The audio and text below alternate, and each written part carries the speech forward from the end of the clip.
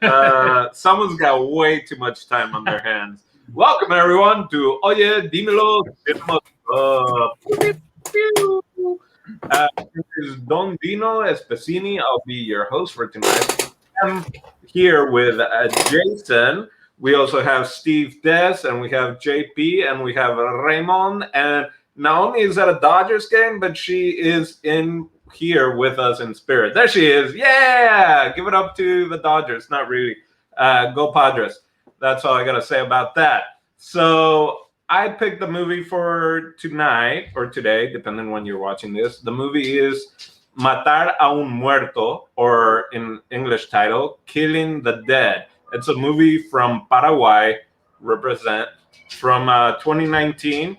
And yeah, I picked this because I'm all about trying to support La Raza and Mi Pueblo. And also, I found out about this movie from my dad because he still listens to Paraguayan radio and reads a newspaper from Paraguay. And every time there's a new Paraguayan movie or something, he's like, Dino, ¿ya escuchaste acerca de Matar a un Muerto? So I looked it up and I found it, and that's why I picked it. It's written and directed by Hugo Jimenez, and it's a small cast. The main guys are Ever Enciso, Aníbal Ortiz, and Jorge Roman. And yeah, so I would like to hear your guys' first impression before you hear mine, because I'm always interested to hear about other people's reaction to like my culture and my background, because it just gives me an insight of, you know, kind of a voyeuristic experience. So let me start with Raymond. I am done being a hater moving forward. But also I just like really loved this film. I don't know much about the kind of socio-political backdrop of when the movie takes place, but I just found a lot of it very interesting, and the things that it does pull from. I just like, I love that like soccer is an element of the story. I love that.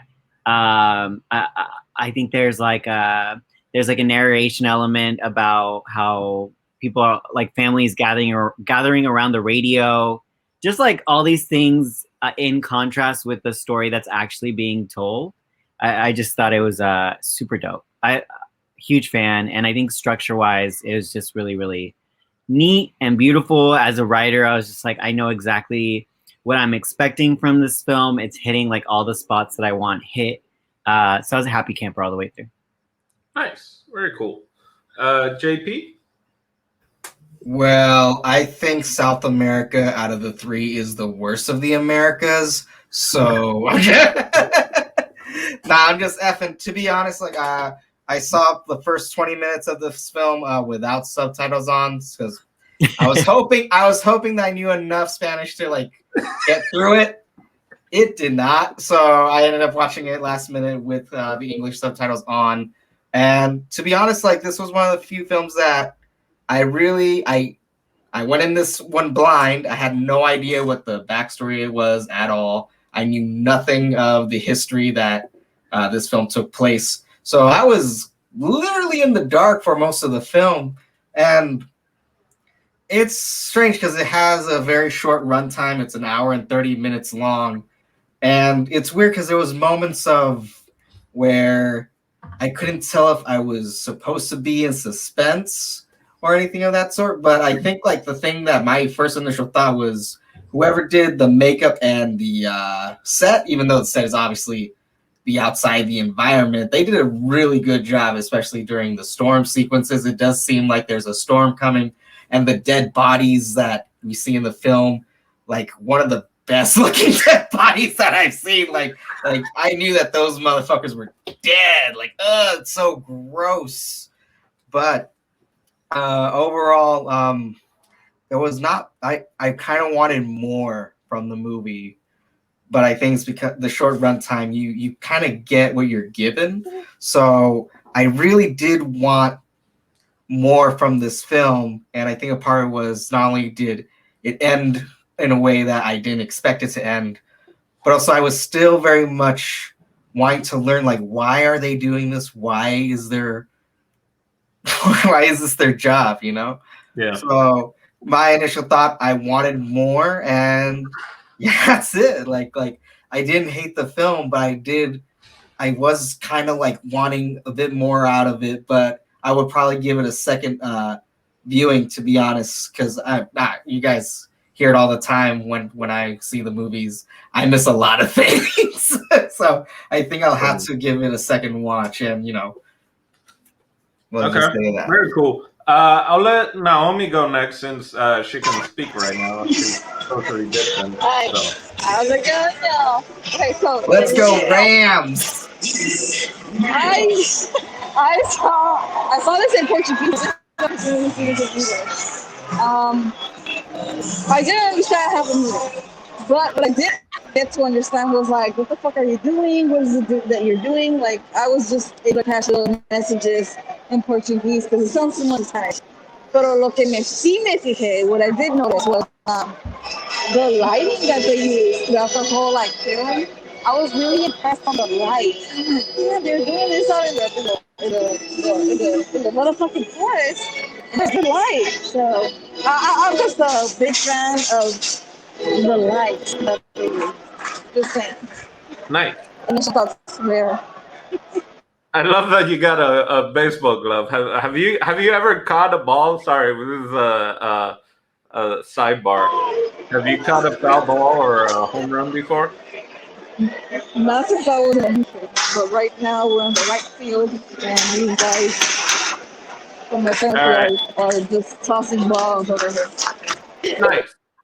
All right. Well, we'll let you go back to the game, Naomi. But thanks for sharing your initial thought. It's like she's the sports correspondent. Yeah.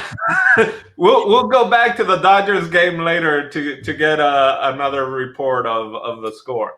All right. Jason, what were your initial thoughts? So my first initial thought is no one should be allowed to pick a movie that doesn't at least have English subtitles. I'm saying the journey we all had trying to watch this movie is also like a section that needs to be covered. But yeah, that's a whole chapter onto itself. Like, is that what he was saying? Like, that's what. Anyways, I really liked a lot of this movie. There were some parts that I had difficulties with, but I thought the movie was really beautiful to look at. Sometimes you think like, oh, it's not going to be an American movie, or maybe not even like a movie from a country that's known for filmmaking, so there might be some things lacking. But this movie looked and felt like a film. You know what I mean? It looked and felt like a picture. It was good, and there were some beautiful faces in it. Everybody was like really interesting to look at, and I thought all the acting was really spot on and really nice. I thought the location was interesting, the forest, and I thought that they made incredible use of that forest. Like they used that forest for all it was worth. They really squeezed the juice out of that thing. The lighting was interesting in it. I did have some problems with the story though. Some of the movie left far too many holes for me to have really, really loved it. There are some holes at the end. And listen, I'm the kind of guy, I love an independent movie. And I don't believe, when you were talking about like the structure of a narrative, I don't believe that like we have to start at a certain point and end at a certain point. We can start wherever and end wherever in someone's journey, right? We can start, in what's usually the middle and end in the middle, and that's kind of what this felt like. But this one, there were some holes, and it felt like the director or the writer was kind of juggling these ideas and then would just let them go. Like the whole thing with the dog was like, all right, we're done with that. Like, I don't know if like that was a symbol for something or a allegory or whatever you call it, but you just kind of abandoned the idea of it. And then the fact that like what happens to this guy at the end, like there is no conclusion to what happened to this dude that they're holding at their hunting base or whatever that place was. I had some issues. I had a few more issues than that too. Maybe we'll cover them as we go through this. But all in all, I will say that I was impressed, and I was more impressed than I thought it would be. It was pretty good. Yeah. Very cool. Before I touch in, 'cause this is great. So Steve, your initial thoughts, because I have a lot to add to from background and stuff that you guys have even pointed out. So Well, first, my initial impression was that you were gonna skip me, so I was about to slap you. I'm not JP or one of the other lesser cinema club people. I know where I'm at. Lesser? Yeah. Oh my! Oh, I was here since day one, motherfucker. Oh, we're starting the cinema club beef. Watch the next reality show that we have coming up from the cinema club. Is a spin-off from the cinema club when it's 1, 2, 3. I can't count. Five guys. I love not the Five restaurant. Guys. 5 guys who are socially distanced. Who are socially distant, To live in their own house, room. and they fight over who was here first and all that stuff. Anywho, my first His name's on the lease. initial thoughts. Originally, I was like, well, no matter what, this movie is going to be better than watching a 3+ hour movie. So I was on board no matter what. The thing with me is that I can't be leaving stuff. Like, I should watch the movies literally. We say it the next day or within the next couple of days. That's, to me, the best time for me to watch it, because I have time to like really digest it and like ponder upon it and all that stuff. Because I got very busy. I had to cram it up at the end, and basically today before it, that's when I was able to watch it. At first, I was watching it thanks to Dino. I got the login and everything, and I was watching it with the English subtitles. But then because I was doing things, I had to stop the movie to watch it a bit closer to the time we were going to start. And then apparently someone else was watching it. So it stopped me. It said like, hey, another person's watching it at the same time, so you can't watch it, motherfucker. And I was like, wow, that's rude for a streaming app. But anywho, I ended up watching it. And then I rewatched it, but I sped it up. Basically, I put it in 4 speed. And the first thing I noticed was like, wow, even in 4 speed, these guys are just walking very slow. And but like Naomi was saying, and I believe Jason and JP mentioned also, I was very very stunned by the amount. The cinematography was amazing in this movie. The lighting is amazing. The makeup is really great. Even I was watching, I don't know if you guys caught yourself, but I was watching the little details that house had, because since it's just in a forest and it's a very small environment in a way, then there's not too much to see. So I was like very curious of that, like when they were in that house, like to explore that world. And I was like watching what they had in like every little corner and stuff. So I like the film. Again, like to me, as long as it wasn't like a 3 hour plus roller coaster, I was like, this is my jam. I can do this right now. So that's my initial thoughts. Awesome. All right, I'll give my initial first impression thoughts and then kind of answer some of those. I was super impressed. I was super happy. Being from Paraguay, I'm always, or it used to be, like, especially, there was a good, like, 25-year period, maybe 30, where there were no Paraguayan films. Like, there wasn't. It was like 85 was kind of like the last film that was done, produced by, like, a Paraguayan. And even then, it was, like, co-produced, I think, with Brazil. And then everything that came later, like in the 90s, was always a co-production or actually fully produced by Argentinian or Brazilian and directed by Argentinians or Brazilians or stuff like that. So it hasn't been to like the last 10 years ish where, you know, the Paraguayan cinema has started to flourish. And that, I mean, I'm really proud of like watching these films and being like, oh my God, this is coming out great. And the younger guy was, I think, just like an extra in Siete Cajas, 7 boxes that we saw previously. Like he was one of the guys with the little carts. So just from that, from seeing that came out in like 2012 or something like that, and then or 2014, and then seeing where like a film like Matar A Un Muerto is now, I'm like, wow, there's a real evolution, and it's nice to see that, right?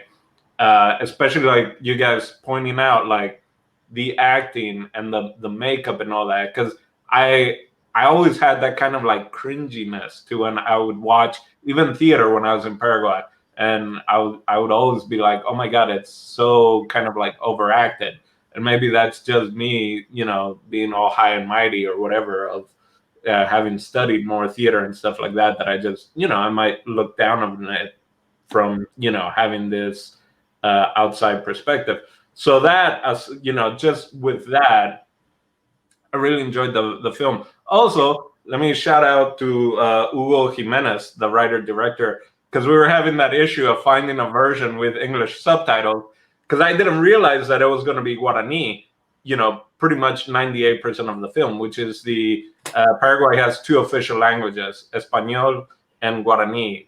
And 98, I would say 99.8. okay. Well, the Argentinian guy spoke all in Spanish. And so, anyway, point being, we couldn't find a version with anything other than like Portuguese subtitles. So I just messaged him, you know, found him on Facebook, and I was like, hey, man, like trying to do this review of your movie. And like, is there anywhere that it might have English subtitles? Because I even joined a Paraguayan streaming service, and that didn't work. They didn't even take my money. And so, yeah, so that was a hassle. So I'm sorry about that, guys. I, you know, that it was kind of very last minute, but really cool that, you know, gracias, Hugo, that, you know, he got back to me quickly enough to where we were able to get it. Yeah, with Jason last night, I was watching it, and it's in Guarani with subtitles in Portuguese. So I'm not fluent in Guarani. It's like or slang, kind of like Spanglish. I can speak very little Guarani, but I understand that, you know. And so trying to listen to Guarani and read in Portuguese, which also I'm not fully fluent in Portuguese, but I understand that, and try to translate it for Jason. And I said today, it's like, we were watching it earlier today with English subtitles. I was like, I feel like I got 70% of it. And then he's like, out of the 70%, then you told me 70% of that 70%. So it's really, he got a really watered down version of the film yesterday from my translation. I mean, if I can recall, there was a moment in the group chat that I initiated so we can efficiently communicate. Raymond put it, at this point, this movie is just pictures and sounds or something. Yeah. Well, because the first time I watched it, so I was watching with the Portuguese subtitles, and I was like, you know what? Like, time is a ticking. I'm also waiting till the last minute. Let's do this. And so I'm able to, you know, get the gist of what's in Portuguese at this point. So I understand the connotation, but that whole intro monologue, I'm like, like I don't even know enough about the movie to like grasp what you're saying, and there's no images to reflect what you're talking about. So I am lost. Oh, go on. Well, because of that Maui's link, I ended up watching the film again. I had enough time because it's only an hour and a half and not 3 hours, and started from the beginning. Watched it with Spanish subtitles, and honestly, like that intro is so vital for the rest of the film because it talks about that allegory of the dog. So I was like, oh, this part. So I'm glad I was able. You definitely should watch the film with the subtitles that you understand, because it is there's a voiceover that I think is very important to the storyline. If anything, just that first monologue, because that's the other thing. Like, if you're like not fluent with a language, if you kind of see people having a dialogue, you can pick it up, right? The last time I went to Paraguay was in 2013, and for like the first week, I mean, it was like I was in a foreign country, and like I grew up there, but I was like I could not understand like the Guarani. I just couldn't understand that, and it took me like a week for my ear to like get back into it, because we have a lot of family that lives like my godfather he lives in this like farm outside of the city, like he's retired and he's there. So we were out in the countryside all the time where they mainly just speak Guarani. So anyway, for me, I love that this movie is like, we could do it in Spanish and it would be easier to maybe sell or send other places, or we could really embrace the culture and kind of show a more accurate, especially like the movie was in 78, and especially if they're farmers or people in the countryside, that they would of how it would actually be. So that makes me really proud that they're focusing on showcasing that instead of trying to whitewash or whatever you want to call it these days. But everything you guys pointed out about like sound and lighting and all that, I totally agree with that. And it's been winning some awards for like Canadian International Film Festival and in other festivals. They've been winning awards for lighting and sound and stuff like that. I thoroughly enjoyed the movie. There were clearly some things that I didn't pick up that I called my dad today, and he hasn't seen it. But the one that was throwing me off, and Jason can attest, is a little vial and it had a rock. And so I asked my dad, I was like, what is this rock in this bottle? And it's and he's like, oh, that's from this region in Paraguay. It's a rock that's magnetic. There's a whole town and where you can find rocks that have some magnetism to it. And so people have it kind of like Lucky Charms, or it's also, and he was like, and there's one town that uses that rock for black magic, which is called Paye, and then there's another town that uses a rock kind of for like good magic or to ward off any sort of like black magic or stuff like that. And so I was on the right track on that, but I just had never seen it in that way before. So I just really enjoyed seeing stuff like that and then getting clear. Now, again, for me, being from that culture and knowing that time period and knowing all that, I definitely didn't need the kind of backstory. But everything that you guys question, it's like, I'm like, that's why I wanted to hear your guys' initial thoughts first, because I was like, oh, 1978, that's during the dictator, that's during Stroessner. Then there's this whole interwoven connection of all the South American countries, pretty much from the 1950s to like 1989, of all the countries had dictators, and they all worked together. And a lot of them were trained in Fort Benning, Georgia, that used to be called School of the Americas. And all the military people were sent there, and like the CIA would train them, and they would train them on how to torture people and all that beautiful stuff, right? And so I know all that backstory, and of course, you guys are not going to pick up, but the guy that they had was actually Argentinian. And what they would do during that period, and I could tell because of the accent and all that, and what they would do was, if an Argentinian was flying into Paraguay and was someone that was like a political activist, or sometimes it was just like a entertainer or a writer or whatever, but was just vocal about the government, Argentinian military would call Paraguay and be like, hey, so-and-so is on a flight over to Paraguay. We don't care if he comes back. And Paraguay would like scoop them up, and then they would disappear. And it was vice versa. It was all these countries were working together to just basically quiet anyone that would speak.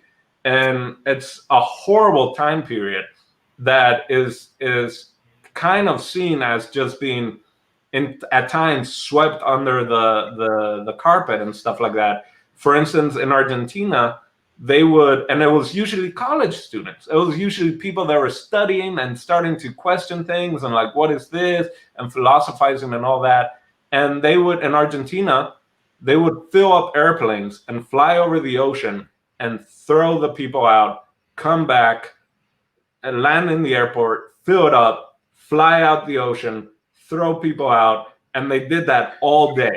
And 20,000 people more like just disappeared during this period, and more in Argentina. And it was similar in Paraguay. In Paraguay, there was a huge, anyway, they were going after gay people and communists and hippies. So it was like, if you had long hair, if you had a long beard, like you were usually taken and you were usually either interrogated or something. And yeah, so that's something that is, I'm really interested in, that part of the history of Paraguay and Latin America, because you don't hear much other than like Pinochet, or even, you know, a little bit of Perón, which is in Argentina, but mainly because of Evita. And, you know, but it happened all over South America, and there's so much there to unpack. And to also see a film like this, even though it has a lot of questions for people that don't know that history, just that was something that happened. Like talking to my dad, I was like, yeah, those are the people that couldn't make it through the usually interrogation, which was torturing, you know, which they would do with electrocution and all that. Like I didn't really meet them. They were I guess my dad's cousins or whatever, and they were taken and they were tortured, and she was pregnant, and so the baby came out, because that was through electrocution and stuff like that. So the baby came out with problems, you know, mental problems and stuff like that. So as a kid, you know, the dictator was still going on, but you start growing up and you had no idea about it, and it's not until later that you kind of find out. So for me, I'm just so happy that Paraguayan cinema is really starting to flourish, and that some of these stories can be shared, and kind of like, you know, it's another type of genocide that was happening to anyone that was not, you know, in cahoots with the government or the dictator, anyone that thought different. And you know, in today's environment in the world, you know, it's so crazy of like, people's different opinions or stuff like that just get kind of like hunted and bombarded with it. So yeah. All right. So I can keep talking about this. I have so much more I wanna say about that. But now that I've kind of added a little backstory, hopefully with that, and I do want to say the soccer thing, that was a huge thing, and I love that, because it's like, no matter what, no matter how horrible someone's like, I mean, look at Naomi. She's at a baseball game, right? We're finally starting to open up, right? You know, and she's being safe and all that. But it's like, it's the small little things that entertainment and sports can give us just a little break of it.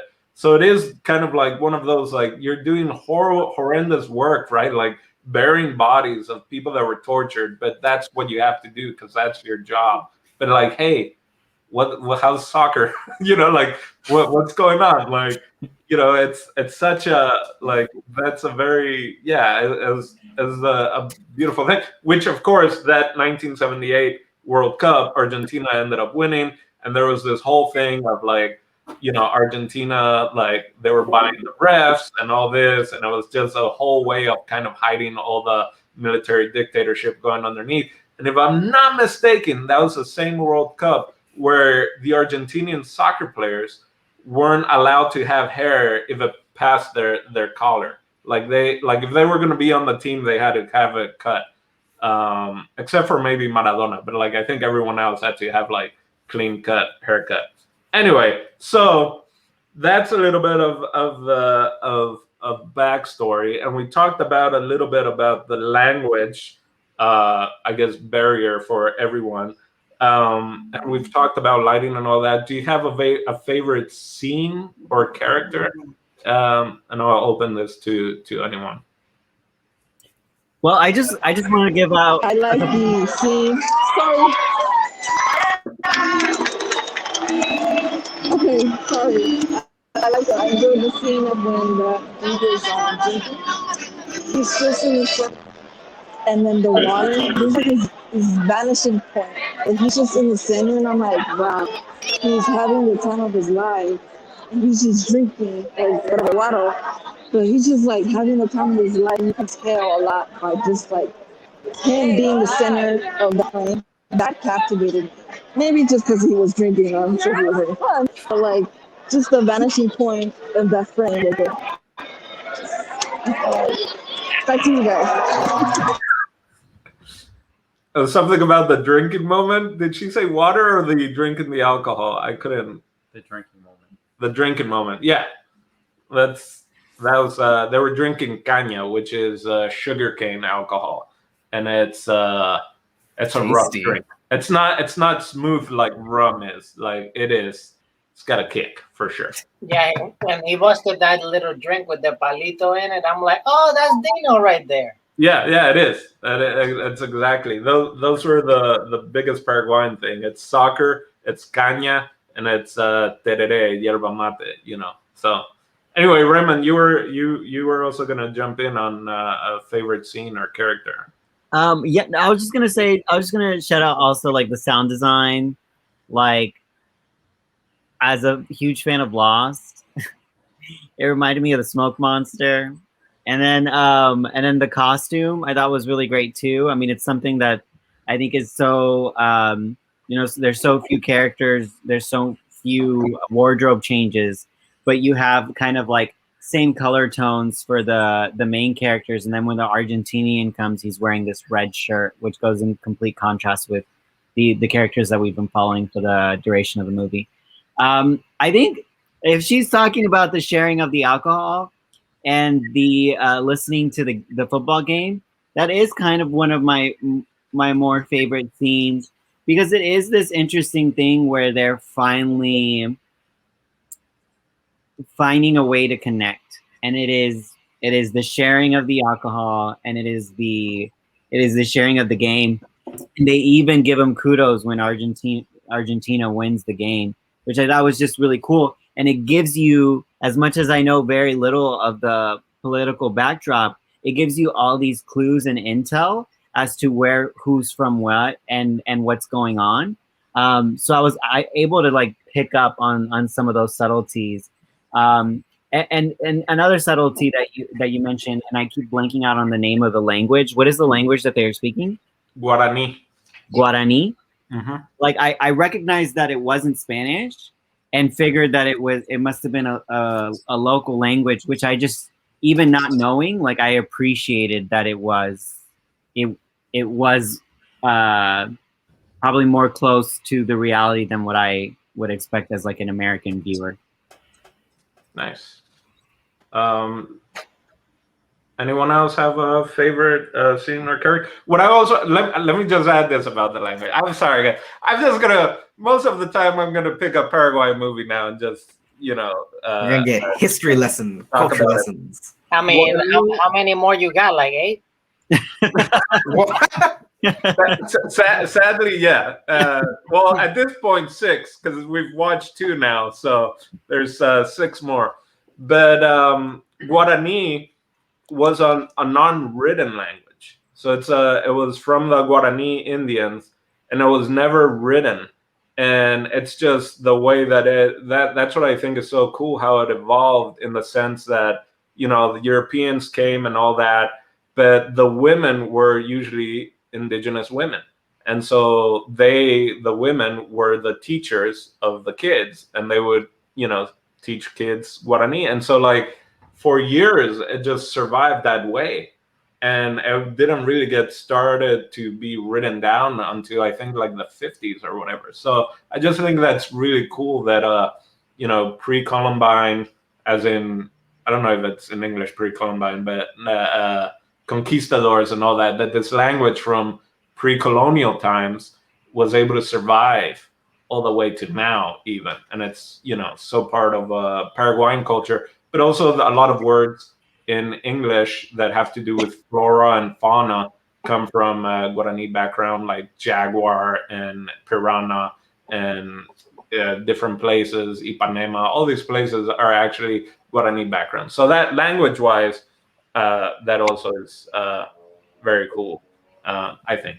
But yeah. Yeah, I was gonna say, is the language like a cross of like Brazilian Portuguese? No, it's completely indigenous. It's a native language.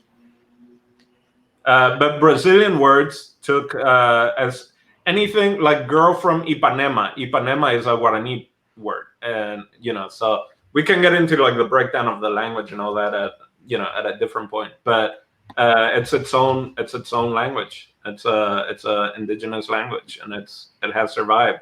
And it's like the one thing that I kind of, I don't know if it's regret, but that I'm not fluent. I'm not 100% fluent in that language. It's it always gets me that I did go to a bilingual school, but it was Spanish and English, and yeah. So that in a personal level, that's a thing that's really important for me. All right. Yeah. Someone else had a favorite scene or character? I'm gonna say Jason should talk because he's been awfully quiet. Yeah, I've been doing all the talking on this end, I guess. Favorite scene? I think I like the scenes where what's his name? Victor? There's Pastor and what was the other Pastor and Dionisio. Dionisio? Yeah. I like the scenes where Dionisio was sharing with the Argentinian guy, because to me that brought like a lot of humanity back to the situation. I mean, not only did he save his life, from the guy from Pastor when he was drunk, and he's like, I'm just going to set this guy on fire because I assume that's what I should do. This guy's not dead. He should be. It's a weird job, man, because these are just regular guys, it seems like, and they're just sort of like in the wrong place at the wrong time, and they're recruited to be secret illicit burial squad, and they're burying these bodies that no one's ever going to see again, and there's no glamour to it, and it's like, if you probably, knowing dictatorships, if they don't bury them, like, they're going to get buried. I really like the humanity in Dionisio to keep coming to this guy, like, here, have some food, have some water, he's keeping this guy alive, even though he shouldn't be, but he's like, I'm just going to be a human no matter what, even if it's at my own sacrifice, it's, and a lot of tension builds up until the that one delivery guy, the technician dude, comes to drop off the equipment. So I liked that whole sequence, everything like after they're sort of back at the base, up until the technician comes. Like, I thought all that was like really good storytelling, really good tension building, and really just nice for them to just take a step back and just offer humanity to the film. Very nice. I'll go. To me, this film, I like it reminded me of this short story that I'm sure you guys or some of you guys have heard before. I think it was called The World's Most Dangerous Game or something like that. It was about like manhunt in an island type of thing. I remember when I read that for the first time, I was probably, I don't know, maybe a freshman in high school or something like that. And I was very intrigued by the story. And this kind of reminded me sort of that. And the fact that it was like in this particular location, and the story, at least how I saw it, it was like it's very play-like. Like, it was three scenes, like beginning, middle, end. And it was easy to follow, even if you didn't understand necessarily the language and stuff. For sure, when you do read the subtitles, you go, "Oh, that's about," because there were certain things that I couldn't necessarily pick up, but there were other things that for sure I picked up and stuff just by listening and stuff to it. For me, the scenes that like stood out the most where more of the scenes where you were kind of seeing the big dude. I call him like Quasimodo because he looked a little bit like he looked like a mixture of like Superman and Quasimodo, you know? Dionisio, when he took his shirt off, especially, he was like, "Oh man, he's pretty good shape." Yeah, and then he Okay. shaved. He's like, I'm gonna book a commercial after this one. I like that it showed his humanity out of everything. And I really, even though I still got mad questions and I hope I can get those answered here, I like the ending, even though I'm still not 100% with it. But for sure, I really enjoyed the way the film ended. So those to me were my favorite moments. Nice. For sure. Sure. It's funny that Des brought up that it reminded him of like a play because I got like very heavy Waiting for Godot and Top Dog Underdog vibes out of this film. Yep. And for me, like the one thing that almost solidified that was when you could tell that Pastor had doubts towards the other guy, especially when he checks his gun. It's like you only used one bullet, you only shot once, which I think, well, if you aim for the head, all you need is one. But he completely ignores his line of questioning. Like he's just cleaning his stuff. He's ignoring his superior, just cleaning and just like, I'm doing my job, just whatever. Like that whole scene was my favorite scene because I was expecting shit to go down really heavily. I mean, thankfully it never did because I feel like the film didn't need that, like aggressiveness or violence towards one another. Because I was waiting for one of the two to just murder each other, to be honest. And that was one of those things where like, oh man, he's gonna have to get this guy. But yeah, that's that whole scene of him examining the gun and just the line of questioning is like, did you put the sulfur on the lime, not the sulfur, the lime on the grave and whatnot? It was just, that was my favorite one. Yeah. Also, I really enjoyed the scene that Pastor was revealed like the forefather of the Al Pastor tacos. Say that again. Oh, right. No. All right. I like some. I like carne asada. I like some of the shots themselves. One of them when they're eating the orange, or it might be grapefruit, but it's a very Paraguayan typical way that you eat it, where you peel it almost like you're doing the rinds for a drink, and then you cut off the top and you just suck out the juice first. Like it's super Paraguayan. Like whenever I go home, my dad does that after every lunch. He'll just start peeling oranges and just start handing them. I'm like, I'm still working on that. So that just because it reminds me. But then when they pull out, so it's like they're eating the orange and like spitting the seeds, and they pull out and it's at a grave, and there's like the dead body, and they're like spitting seeds into the grave, and just like shots like that. There were a bunch in the movie, but that was one I was like, wow, it's like really powerful. Of just like, oh, they're just relaxing, having a fruit, and I was like, nope, they took a break from digging a hole, and they're just enjoying a fruit next to a dead body. So and the way they reveal it too is really that's what I really enjoyed of the filmmaker, the cinematography. They had great moments in the film where how they would reveal certain things, I thought was really good in that sense. Okay, any questions? Let me try. As the only Paraguayan here, let me try and answer questions as best as I can. I also want to say I love the ending. I loved how it ended. I thought that was so great. And yeah, the movie could be longer. They could have added a little bit more backstory. But as an ending for kind of a shorter type of film, I thought it was really powerful. Just especially. I disagree. I thought it was perfect time. It shouldn't be any longer. It's perfect. Yes.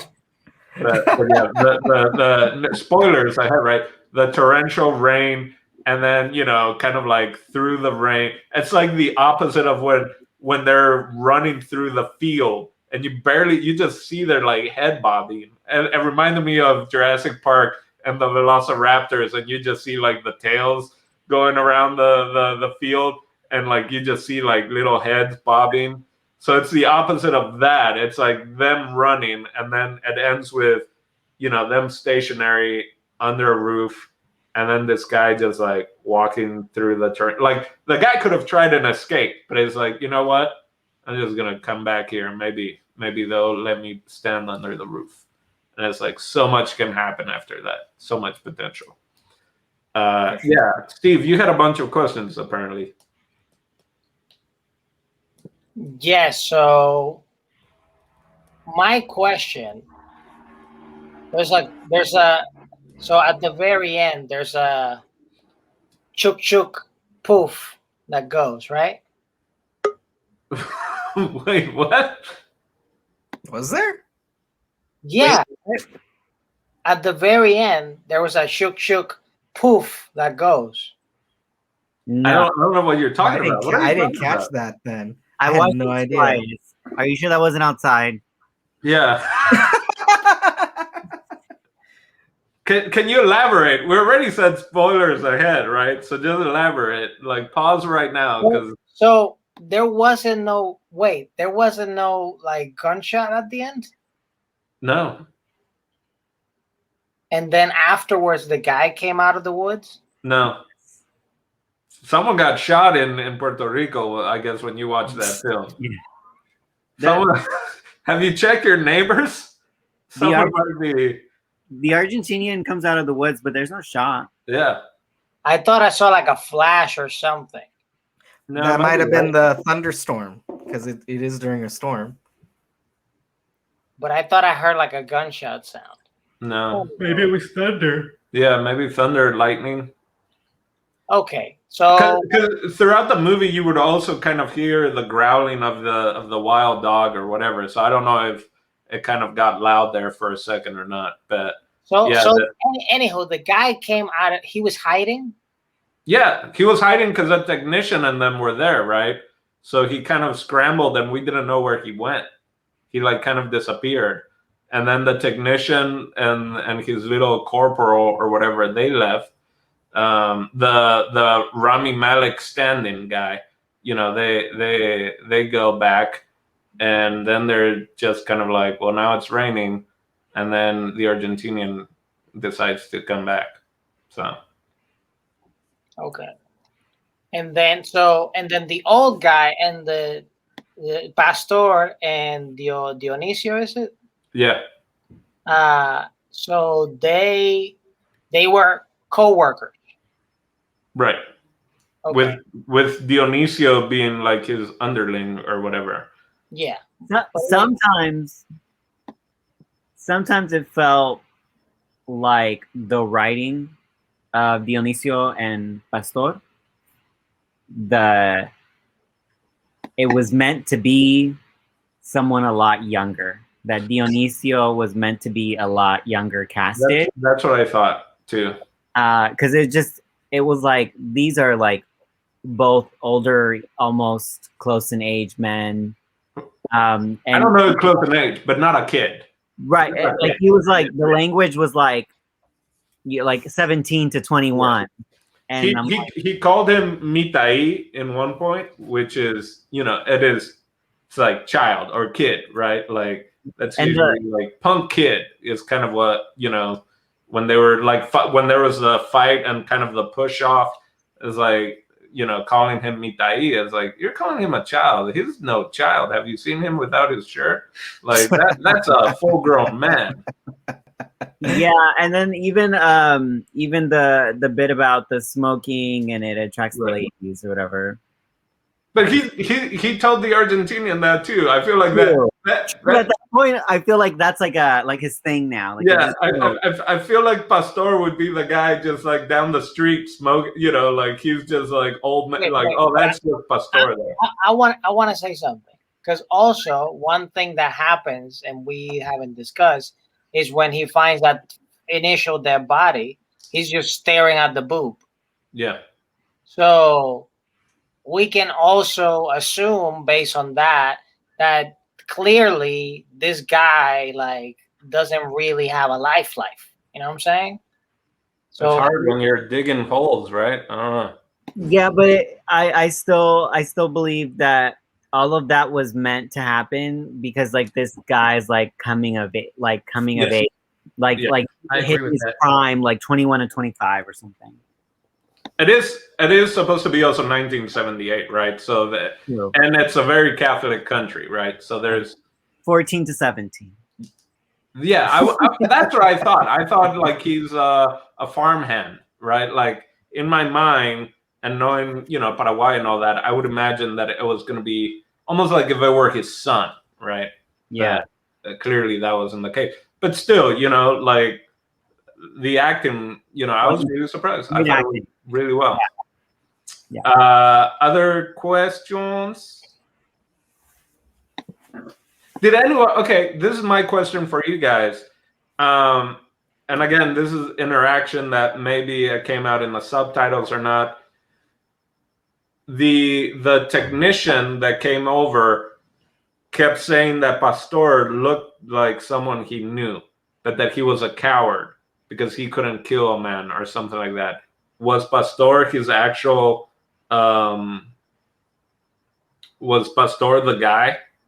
Because Pastor seemed very like, trying to deflect the subject and all that. Do you think Pastor and the technician knew each other, and that Pastor at some point earlier in life was a coward?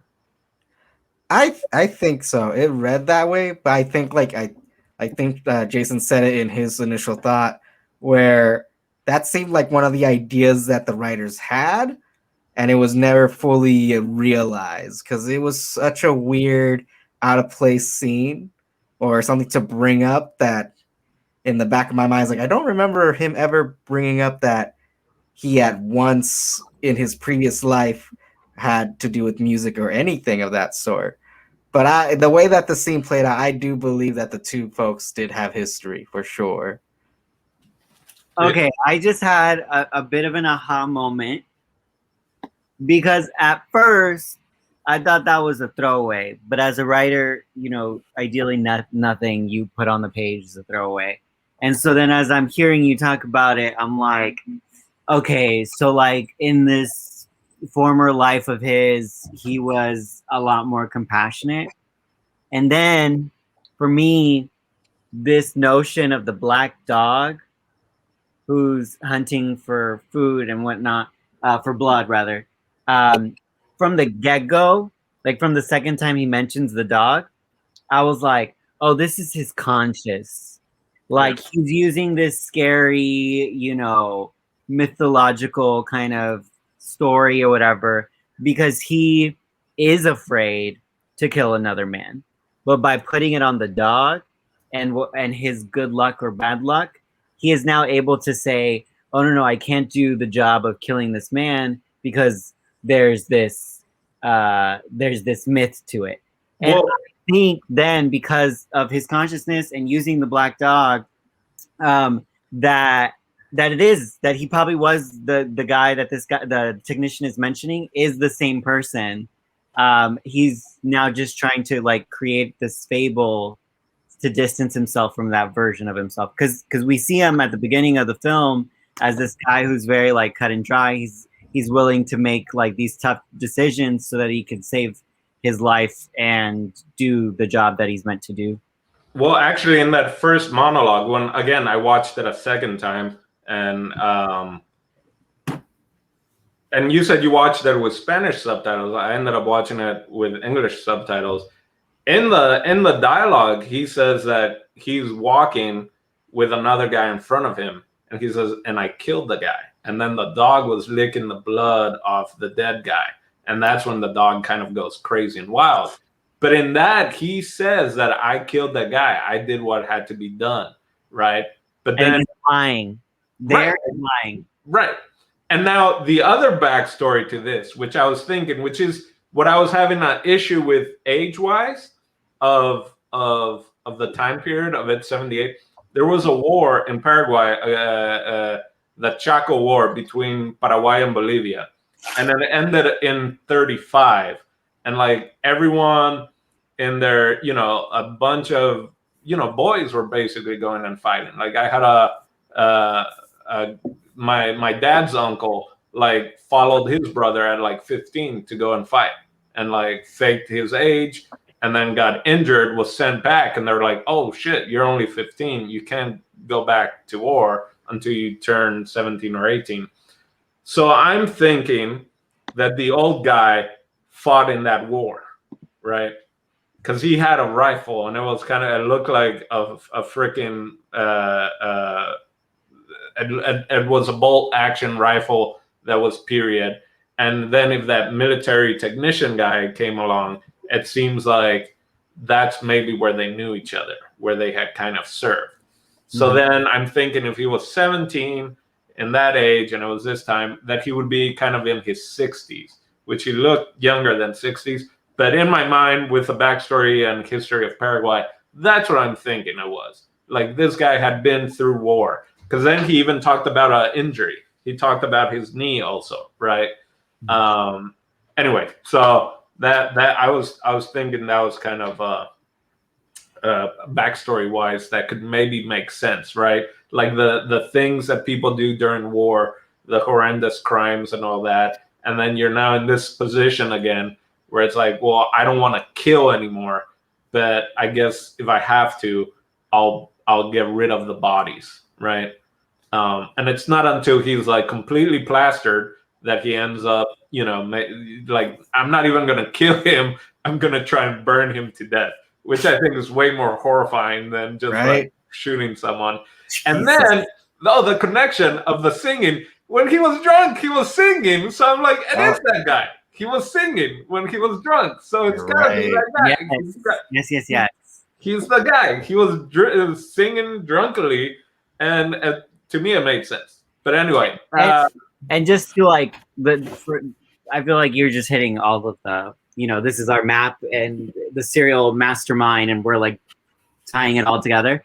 The one other thing too is when he does mention that the dog is coming and the Argentinian and Dionisio are there, they don't react to the dog. Only he does. And then it goes away. So it's just for whatever that's worth. Yeah.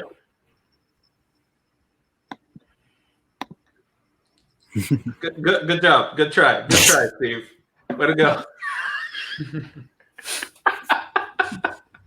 All right, so yeah, I'm glad we're having this like open conversation for it. Let's see. I like that, you know, JP mentioned that I was kind of like, felt like a play. I was getting and waiting for, I was gonna say waiting for Guthman. No, waiting for Godot. Yeah. Cool. Oh, final question before we get into final thoughts, and if you would recommend. Actually, let's put this in it. We're going a little long. So this is question that will lead into your final thoughts, and if you would recommend this to someone. If your job was the Dionisio and Pastor's job, where you were just responsible for like these bodies show up on the beach, and you just gotta dig a grave and cover it. That's your job. That's what you're already doing. And a live person shows up. Do you kill them and bury it? So like me, Raymond, I'm a very loving person. I'd be like, go run. Like, I won't say I saw you. And if I'm by myself, I'll just be like, go.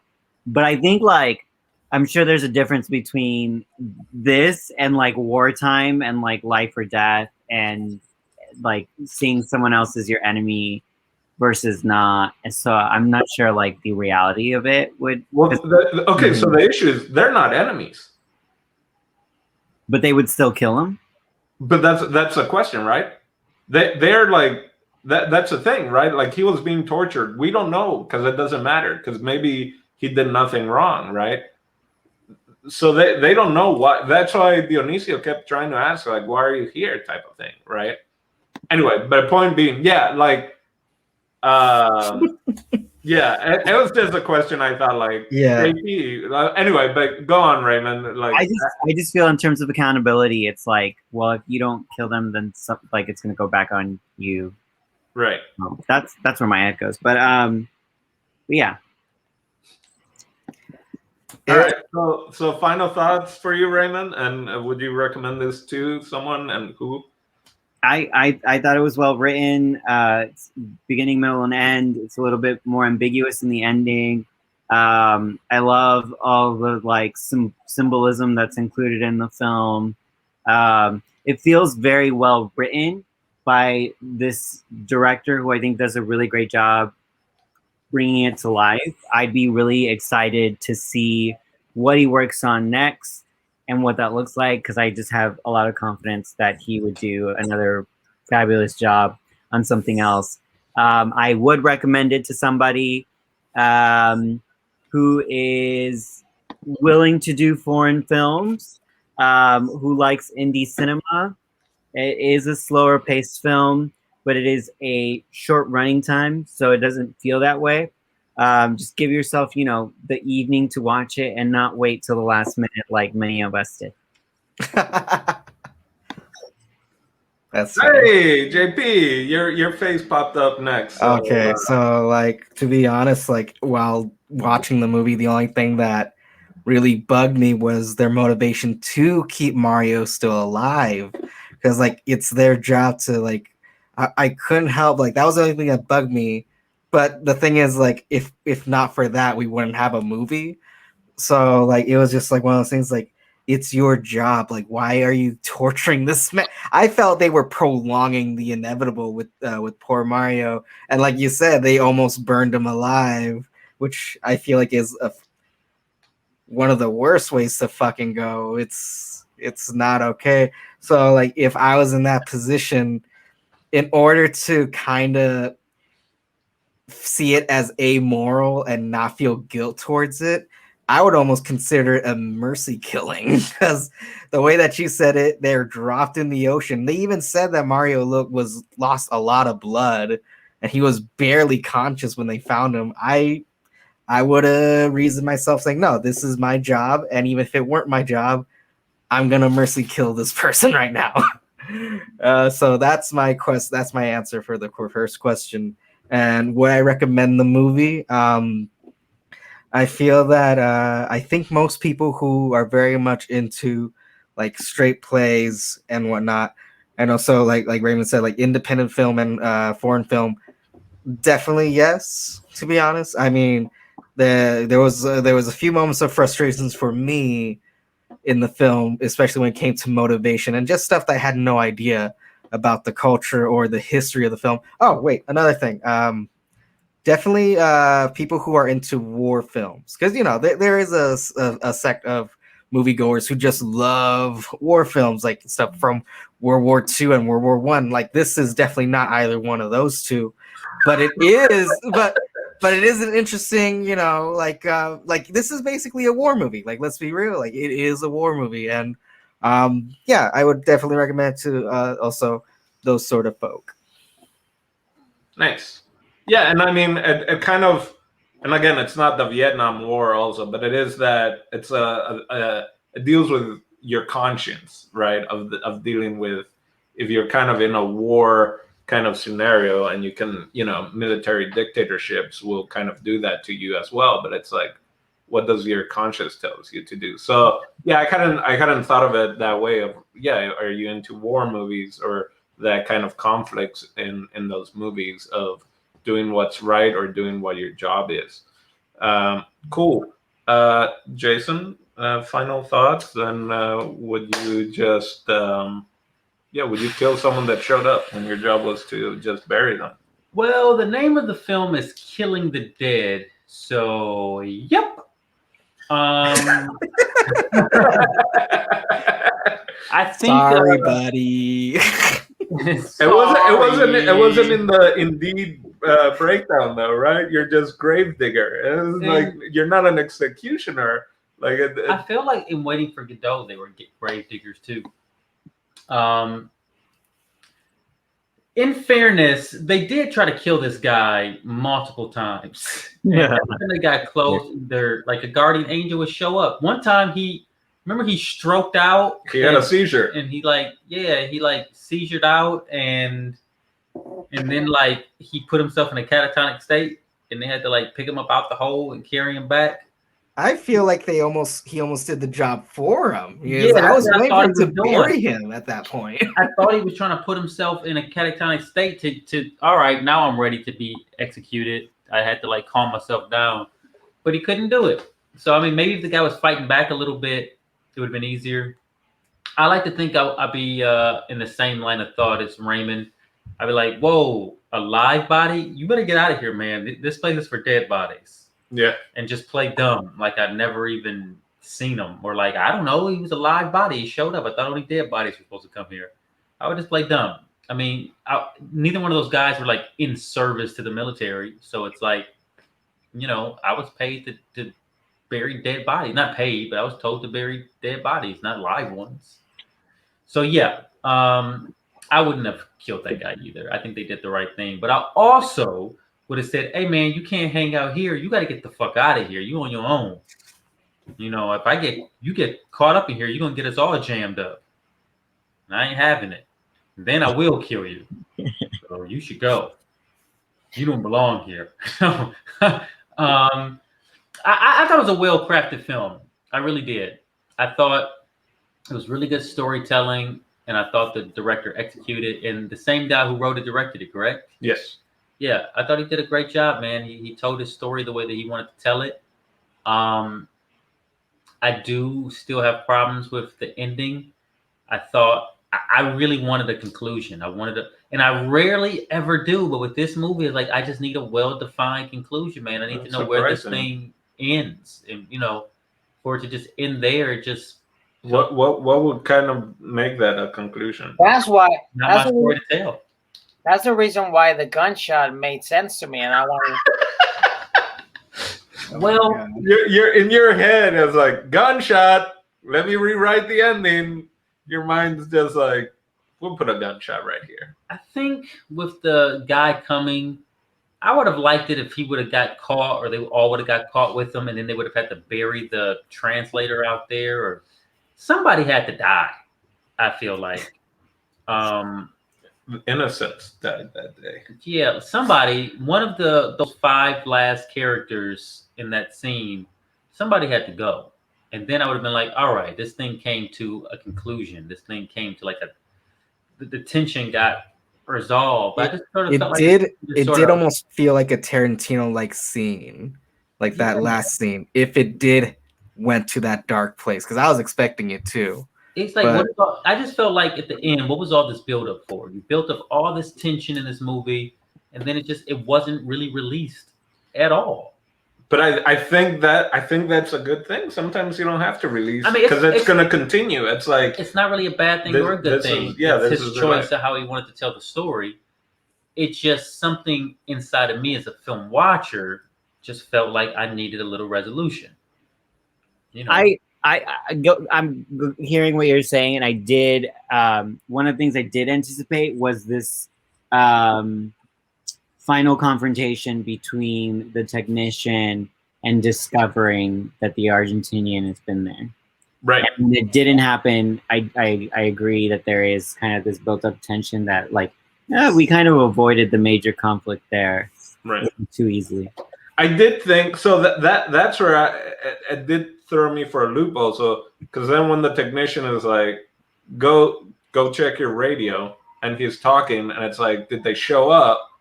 At first he's like, no, they didn't make it, because I just assumed like he's like, yeah, no one showed up, meant like I'm gonna go out and kill them. But it was like the whole patrol didn't show up because the truck couldn't make it through. So yeah, I think everyone was waiting for that kind of, showdown at the very end. But again, I thought it was one of the. I don't know who's the guy that keeps rolling the rock up the mountain and it keeps falling down, and you just gotta keep going, and it's kind of the waiting for God. You're just kind of in this purgatory, Now it's just like that's how I saw it at the end. I was like, well, it got resolved, but it didn't get resolved. This is gonna keep on going, and there is no easy out. But yeah, I can totally. I was wanting that other ending, but I do like the ending as well because it threw me for a loop. Steve, did you start the final thoughts? I can't remember now. I didn't, but going with my version of the movie that I watched, he did pull out a gun and basically killed the guy that took the gun originally. And he came back and he said, "You know what? From now on, I am the hired assassin. I am the Argentinian badass that's gonna take over here because clearly you got this guy over here that doesn't want to do the job, and you're old as fuck, bro. You can't even stand up. Like, you need someone to clean you the house, cook you some good Argentinian food, and kill motherfuckers every once in a while for you." So that's what I did for you, and that's how I felt about the ending. But since you guys are saying that didn't happen, then yeah, I think honestly, I see this movie gives me play vibes, so that's why I wasn't really expecting a Quentin Tarantino Django scene, and all of a sudden, like I wasn't expecting that at the end. But I just did like I guess like the thing that really like mesmerized me was the cinematography. Because again, it's a Paraguayan film. So already my expectations are to the ground.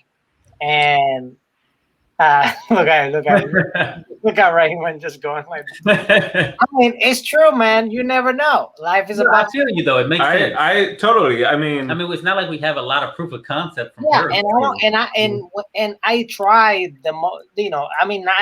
I literally do this for the majority of films that we watch. I don't watch a trailer or anything. I don't read a description. I just go in blind, and certain movies have certain expectations to me, And this one was one that I'm like, you know what? I'm just gonna watch it. I didn't expect it to be 99.8% what I need, but regardless, I didn't either.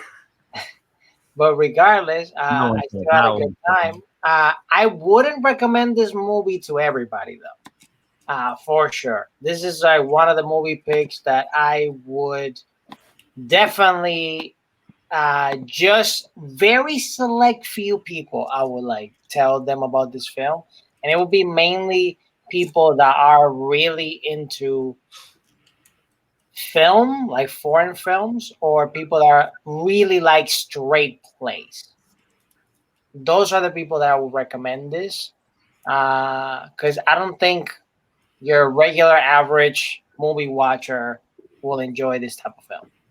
But that's just me. I can see that, and clearly that could all change, right? If we would have seen it with the English or Spanish subtitles, where it would have been easier to understand from the get go. Cool. Everyone shared, right? Final thoughts. Yeah, except Naomi. Yeah, but it seemed like she liked it. I mean, clearly it seemed like everyone liked enough of the movie or enjoyed it. She said that Dionisio looked like the Latin American version of Dexter. Of who? Dexter? Yeah, I can see that. maybe they did, maybe they sold that to Paraguay and the Extorio. Cool. I agree with pretty much everything you guys said, especially like again, kind of like I started. It's like Paraguay doesn't have a huge history of cinema, right? And so it's usually you get one or the other, right? Usually the story is good, but the cinematography isn't there. Or the lighting is good, but the sound isn't good, or the lighting and sound is good, but the acting is not there. So like overall from the films that I've seen from Paraguay, which is more than 8, it's like 11 that I've seen.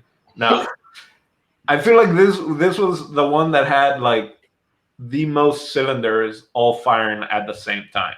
Like the lighting, the sound, the acting, like the costumes, and the dead people. Like I was really impressed. I was like, oh, this is gonna be hokey dead people. this is gonna be, because it's like my mind when I left Paraguay and I was like 18, and the stuff that was going on back then in like 2002, 2003, like, that's my expectations where they are. So now I'm seeing all these movies. So yeah, and I agree. I would recommend this people that are into foreign films, people that like history. I would recommend, because again, this has a historical. But again, I guess that's where the historical context is not there. But yeah, I would recommend this to people that are interested in foreign film, historical films. And something is to be said about the way they tackle the subject matter of a dictator offing people. You never really see it through the perspective of the lowly job of grave burial people. It's a very interesting way to tackle such a crazy subject. So, that should definitely be mentioned. Yeah. I talked to my dad and he was like, yeah, people kind of just knew about it, but no one knew where it was happening, type of thing. Right. That it was. So, yeah. But and the English subtitles at the beginning, right? Like, clearly, and it was grammatically incorrect, if I'm not mistaken. The English subtitles at the very beginning just throwing the Stroessner, the dictator name, and what happened. Again, if you didn't grow up with that or you didn't study it, you're just missing out of it. So, but yeah, I was really surprised. I really enjoyed it, and I can't wait to see more Paraguayan films, because I feel that Paraguay is on a good track of where Paraguayan cinema is at right now, and hopefully where it's headed.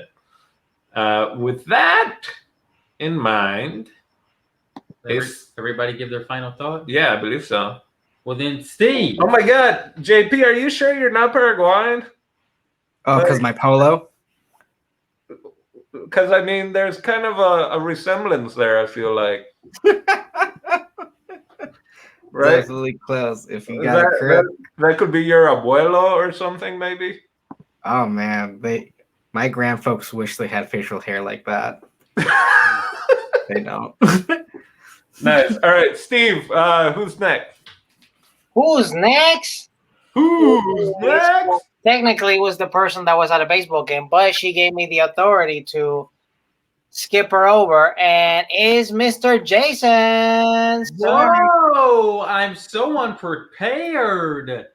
Next week, join us where we will be reviewing the classic film Black Orpheus, which I believe is another South American tale. From Brazil. So, yeah, that should be good. I've never seen it before. Let's enjoy it. Let's go deep into that rabbit hole. I hope our followers are ready for, we're just hitting, we're going Magnolia, we're going Matar A Un Muerto, Orfeo Negro, I believe. Yeah. Oh, man. I've seen that one. Our followers must love us if they're still sticking around, and you should, because it's insane. It's Criterion. It is Criterion. Yeah.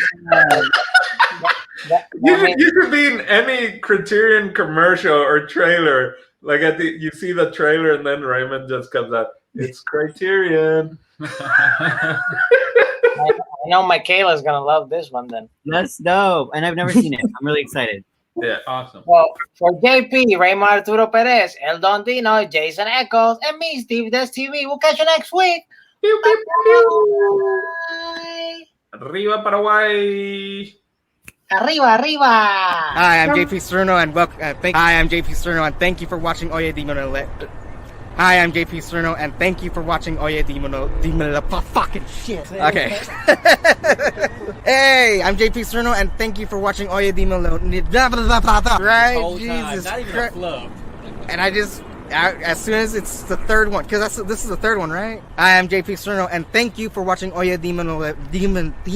Oye Dimelo. Super cut of every time I fuck it up. Hey, I'm JP Serno, and thank you for watching Oye Dimelo.